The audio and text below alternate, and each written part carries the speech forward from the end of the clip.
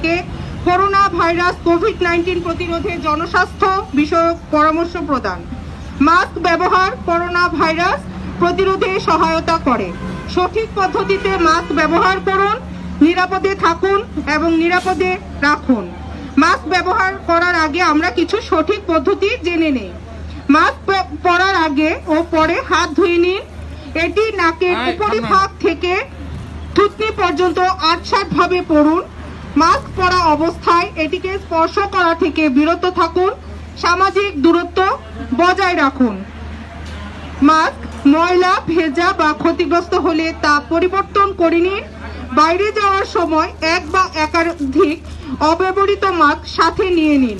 ব্যবহৃত মাস্ক যেখানে সেখানে না ফেলে ময়লা ফেলার পাত্রে রাখুন। কাপড়ের তৈরি মাস্ক প্রতিবার ব্যবহারের পর গরম পানিতে ধুয়ে নিন। আসুন আমরা একে অপরকে সুরক্ষা করি, সঠিক পদ্ধতিতে মাস্ক ব্যবহার করি এবং নিরাপদে থাকি এবং নিরাপদে রাখি।